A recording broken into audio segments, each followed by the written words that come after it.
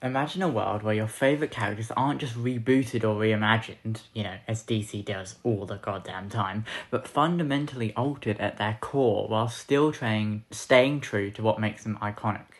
That is the idea behind the Absolute Universe, a bold alternative take, where something vital about a character's origin, motivation, or role in the world has been changed, creating new stories with familiar faces. Maybe Batman was never orphaned, but still became Gotham's protector. Maybe Superman landed in a world where he wasn't seen as a hero, but a threat. In my previous video, Spider-Man never got bit by a spider, but still found a way to be Spider-Man. These aren't just what-ifs, these are definitive reinventions that pushed characters into uncharted territories while still capturing the essence of who they are. And today, we're going to be taking a deep dive into an absolute version of Tokyo Ghoul, where instead of being hunted by the CCG, Kaneki is created by them. Tokyo Ghoul was my first ever anime, and as you may have guessed by the videos I've uploaded to this channel, I like it a lot. I pretty much yearly at this point give the manga a full read through. It genuinely is a masterpiece.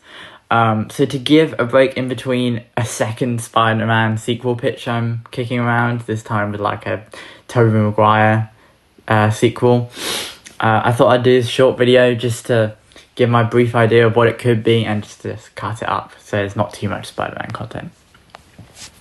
Imagine a Tokyo Ghoul where Kaneki never wakes up in a hospital after his fateful date with Rize, but instead he wakes up in a CCG facility, not a victim, not a fugitive, but their new weapon. In this version, Ken Kaneki isn't an ordinary college student. He's a rookie CCG investigator, an intelligent but physically weak recruit working under Amon Kotaro and the infamous Kuro Mado. Oh, I'm going to have to pronounce so many Japanese names, you're going to have to deal with it. Unlike Amon, who believes all ghouls are evil, Kaneki isn't so sure. He sees patterns others don't. Ghouls protecting their own, fighting for survival. To him, they aren't just monsters, but that doesn't mean he sees them as equals either. That all changes when the CCG gets a lead on a notorious killer, the Red Reaper. A ghoul so fast, so brutal that even veteran investigators fear her name. Kaneki's squad is sent to hunt her down, but when they finally corner her, something isn't right.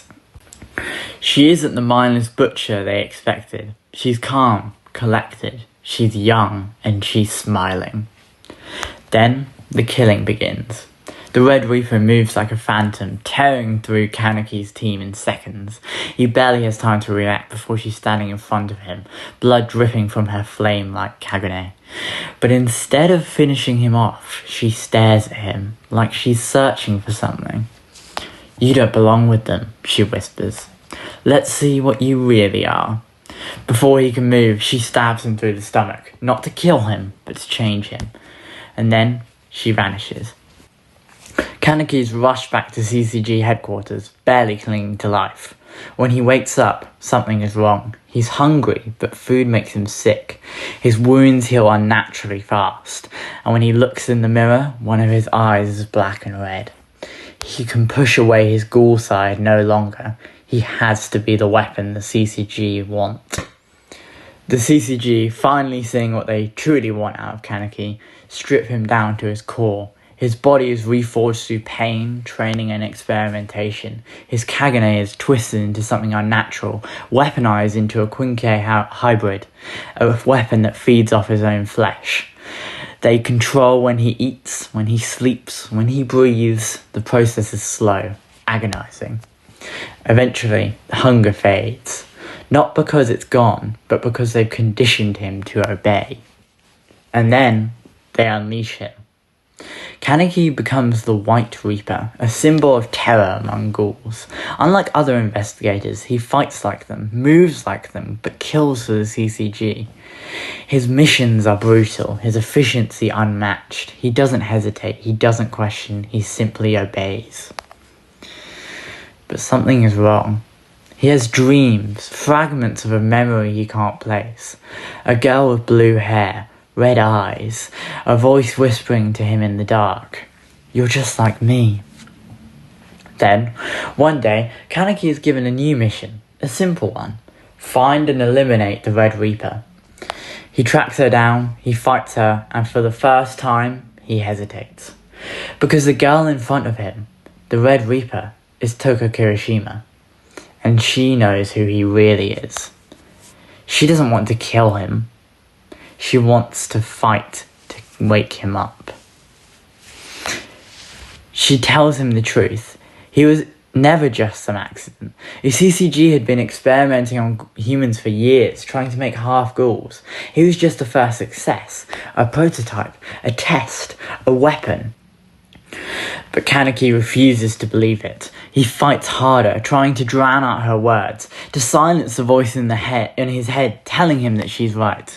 She destroys his Quinque. She beats him into the ground.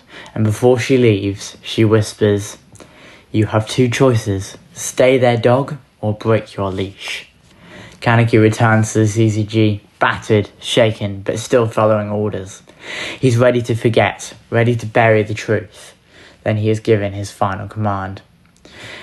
Kill the Red Reaper. Prove your loyalty. And in that moment, Kaneki realizes something.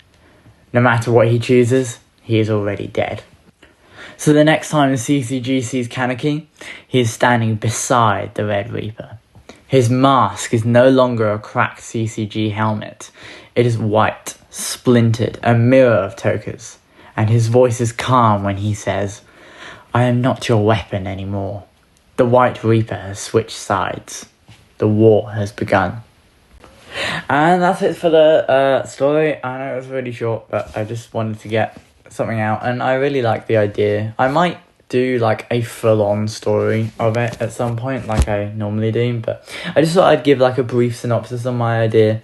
You know, if people are interested, maybe I'll do more with it.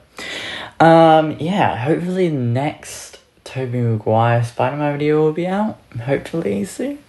But it's going to be loosely based on the new Ultimate Spider-Man 2024, from the aspect of having a wife and kids kind of thing.